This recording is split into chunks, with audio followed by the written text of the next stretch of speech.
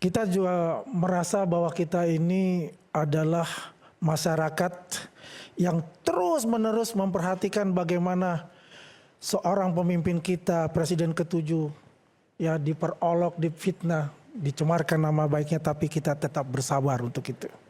Karena kita semua menyerahkan kepada hukum yang berlaku untuk itu. Dan ketika, saya ulangi lagi, ketika saya di Lampung itu, begitu mereka geram, begitu mereka marah, dan menunjuk bahwa institusi seperti kepolisian, kejaksaan tidak bekerja dengan benar dengan itu. Dan kita harus memberikan penjelasan kepada mereka. Bayangkan hanya satu provinsi. Bagaimana dengan provinsi-provinsi lain? Karena mereka merasa Pak Jokowi ini sudah bekerja 10 tahun ya untuk membangun infrastruktur, membangun negara ini. Kok digitukan begitu loh. Ini suara hati masyarakat yang kecil ya, yang mereka ini merasa geram untuk itu. Kapan Mas Andi bahwasanya kasus ijazah asli Pak Jokowi yang dituduh palsu ini akan selesai? Kita ikuti apa yang dikatakan oleh Pak Jokowi, kita harus patuh dengan hukum. Pembuktiannya nanti di pengadilan. Beliau selalu mewanti-wanti kita jangan keluar dari hukum. Ikuti semua peraturan-peraturan hukum yang ada. Karena kita tahu Pak Jokowi juga mengatakan ijazah Pak Jokowi asli. Yang mereka katakan palsu itu pasti ada motif-motif tertentu di dalamnya. Ya tadi sudah dikatakan, kita tanyakan nanti dari salah satu pengacara itu, kenapa Pak Jokowi dipecat dari PDIP? Ada korelasinya enggak? Nggak ada korelasi. Tapi kalau ada perkataan itu, artinya ini sudah tersusupi dengan politik, keinginan politik, ya, untuk mempermalukan juga Pak Jokowi di situ gitu loh. Ini nggak ada korelasinya untuk itu, ya. Jadi di sini kami semua ya pendukung Jokowi, masyarakat ya seluruh Indonesia memang memantau terus kasus ini dan melihat bagaimana pergerakan-pergerakan yang di luar nalar pun ada di sana. Contohnya mengunjungi kuburan. Ya itu di luar nalar kita, tidak ada kewarasan di sana dan tidak ada korelasinya juga dengan ijazah asli Pak Jokowi yang dituduh palsu ini. Nah, sekarang sudah masuk di etapa terakhir. Ya, inilah yang kita tunggu-tunggu. Ya, saya berharap nanti Mas Roy tidak sakit lagi gitu loh. Dirawat di PPIP misalnya kan. Jadi segar bugar dan kita mendoakan Mas Roy ini segar bugar tetap ya hadir di dalam persidangan dan tetap semangat apapun keputusan dari pengadilan nantinya ya siap-siaplah. Dan karena saya punya keyakinan kalau untuk pra-peradilan itu ya pasti akan ditolak atau NO dan Pak Jokowi akan hadir dalam nanti kalau menerima undangan dalam pokok perkara dan menerima undangan dari Pengadilan Negeri Jakarta Timur untuk itu. Jadi kami semua pendukung Pak Jokowi, Prabowo dan Gibran tetap solid, ya, tetap semangat. Ya, bahwa Pak Jokowi adalah pemimpin yang terbaik untuk negeri ini. Terima kasih. Mas Roy terakhir. Baik. Assalamualaikum warahmatullahi wabarakatuh. Selamat malam semuanya. Saya sedikit akan mengurai kenapa ini bisa jadi panjang. Ya, semua itu juga berawal dari seseorang yang sangat tidak negarawan dan sangat tidak punya sifat kepada masyarakat baik ya gitu. Yang sejak awal sudah jelas ditanya. Kalau dari awal dia tunjukkan ijazahnya udah selesai. Banyak banget tuh contohnya. Saya nggak akan ngulang-ulangi lagi ya apa yang dilakukan Obama, apa yang dilakukan oleh Pak Arsul Sani. Dan udah jelas ya. Makin parah lagi ya. Sikap ini didukung oleh para termul yang nggak punya legal standing itu. Kalau dengan pengacara Pak Jokowi asli kayak Pak Rifai, Pak Firmanto, kemudian Pak Yaakob, itu kita hormat. Mereka pegang surat kuasa khusus bertanda tangan Joko Widodo yang untuk membela dia. Ya itu clear Mas Aiman. Tapi kan banyak ada pengacara merah putih hitam yang dengan konyolnya kemarin itu salah satunya contohnya Christophorus Suhadi itu ya. Itu kan udah jelas-jelas menunjukkan kelasnya itu kayak gitu tuh. Apalagi yang di luar itu yang katanya tim hukum kok nggak punya tanda tangannya Jokowi itu gimana? Nggak ada surat kuasa khususnya ke mereka itu. Ya itu tahu jadi bahwa ini makin gaduh tuh karena ada kelompok-kelompok anasir kayak gini nih. Ya, kelompok-kelompok yang memang hanya meneriakkan yang pokoknya pejah gesang derek Jokowi gitu. Ya itu, nah itu Mbak Wuri tahu itu artinya. Ya artinya jelek apapun mau apapun pokoknya dibela. Nah salah satunya Mas Aiman, saya juga sekali lagi saya sangat upset malam hari ini. Orang yang saya harapkan datang, yang namanya sudah tertulis di mana-mana, Dr. Eng Resmond Hasiulan Sianipar, M. Dokter palsu itu gak hadir. Karena apa? Karena saya mau ingatkan dia soal laporan saya ke dia ini. Itu sudah jalan dan sudah sebentar lagi semua akan diklarifikasi. Ya, akan dipanggil dia di Polda Metro Jaya. Ya, jelas. Saya terus terang agak worry kenapa? Atau saya harus mengendalikan. Karena laporan dari pihak sana juga, Bil Fakih yang maling tiap maling, karena dia tuh kan ketahuan ijazahnya palsu. Ya, dari Yamaguchi itu palsu. Ini nggak jalan laporannya. Mungkin disuruh berhenti. Kan parah, makanya saya juga desak. Ya, laporannya Pak Subhan Palal, kemudian laporannya Mas Irwan, itu harus jalan. Laporan ke Respon tuh udah ada banyak, Mas. Nah, apalagi laporan Pak Yusuf Kalla juga kayaknya nggak terlalu jalan gitu ya. Teman-teman Muhammadiyah mana ini gitu. Artinya apa? Orang ini jelas-jelas menunjukkan itikat yang sangat tidak bagus bagi Republik. Masih ngaku peneliti lagi. Masih berharap dia jadi tampil di sidang. Nggak bisa. Pasti selalu akan kita buang orang ini. Sama lawyernya Pak Jokowi, sama ahlinya Jokowi aja dia dibuang, apalagi di kita. Jadi jangan harap, Mas. Makanya kita juga heran ya, kenapa dia tidak hadir malam hari ini. Ini adalah forum terbaik dia untuk membuktikan kalau dia mau hadir. Ya, Resmond kamu tuh parah banget. Ya, dengan tidak hadir malam hari ini, seluruh rakyat Indonesia tahu kualitasmu. Ya, udah jelek banget. Kamu silakan ngomong di podcast, silakan juga ngomong menjelek-jelekan apapun yang kamu katakan menambah bukti kamu. Kamu sebentar lagi akan terima laporan yang lain. Ya, jelas itu. Jadi apa orang-orang kayak ginilah kualitasnya dari sebelah sono itu.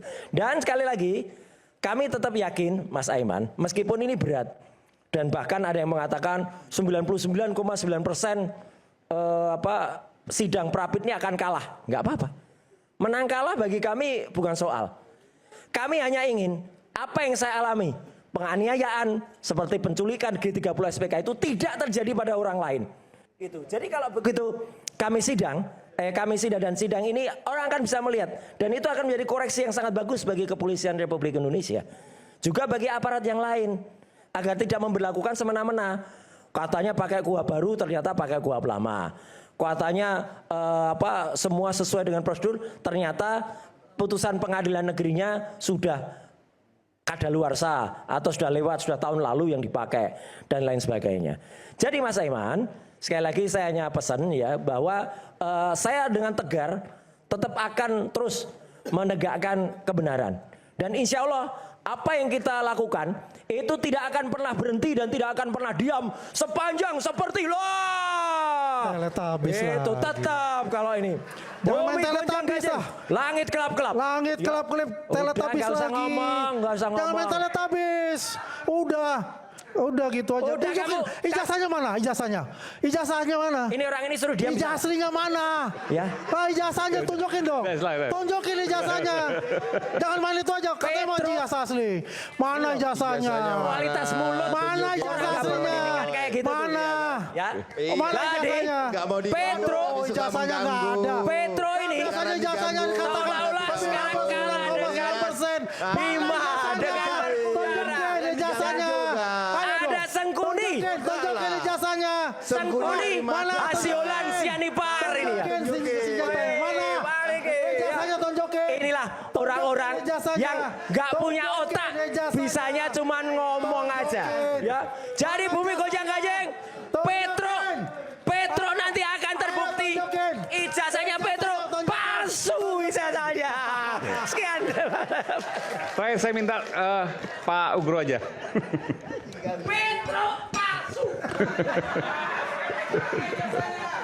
Terima kasih Mas Saiman. Iya. Rekan-rekan sekalian di depan narasumber. Jadi saya tadi koreksi pertama, saya kaget waktu Mas Ade tadi mengatakan akan menjadi wasit ngawasi para hakim nanti. Jadi rupanya ini fungsi KY udah diambil alih komisi yudisialnya. Jadi hakim itu bebas, nggak usah diawasi, dia apapun itu independensi harus kita jaga. Yang pertama saya ingin jelaskan sedikit, jangan sampai terjadi lagi nanti ke depan apa yang dialami oleh Mas Roy sama Dr. Tifa. Jadi berkas perkara yang sudah P21 dan selama proses tersangka tidak ditahan, ya, tersangka tidak ditahan.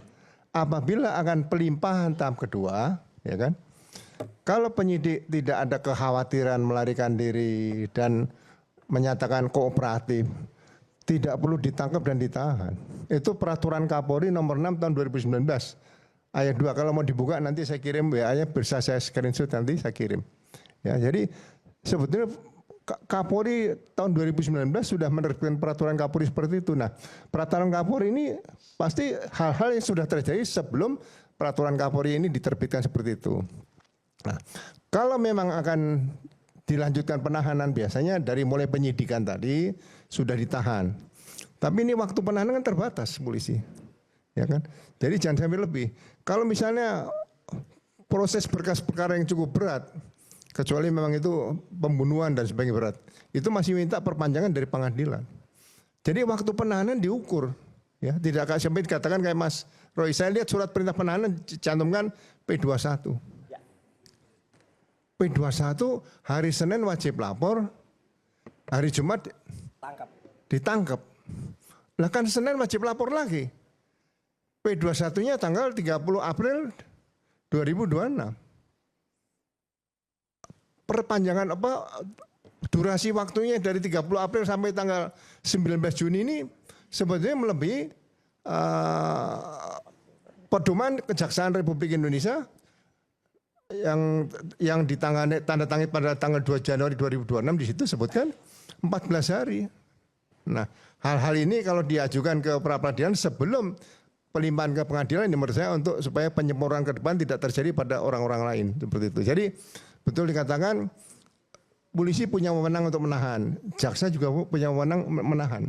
Tapi menahan itu dapat dilakukan penahan, bukan wajib. Jadi nggak usah disuruh-suruh, oh, ditahan itu bukan wajib. Ya, seperti itu. Nah, yang kedua,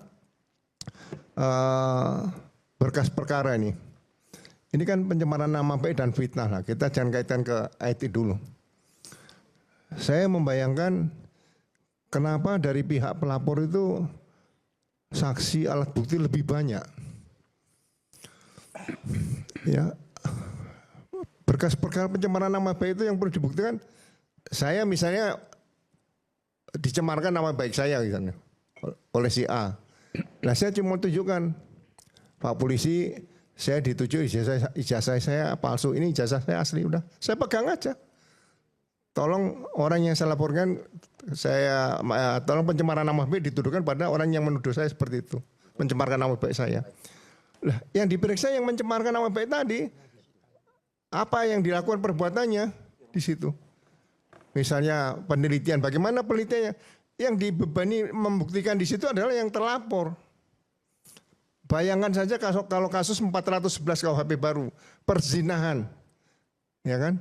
Yang melaporkan suaminya terhadap istrinya berzina sama orang lain. Apakah akan dibuktikan Bapak sebagai suami dari istri Bapak yang dilaporkan berzina? Bapak kawin kapan? Tahun berapa, di mana kawin, hubungan berapa, yang dibuktikan kok bapaknya terus. Loh, ini buat apa? Yang dibuktikan ya istri yang dilaporkan sama pelaku yang perzinahan di situ. Makanya ini berkas perkara 709 ya. Bukti, barang bukti. Loh, ini buat apa?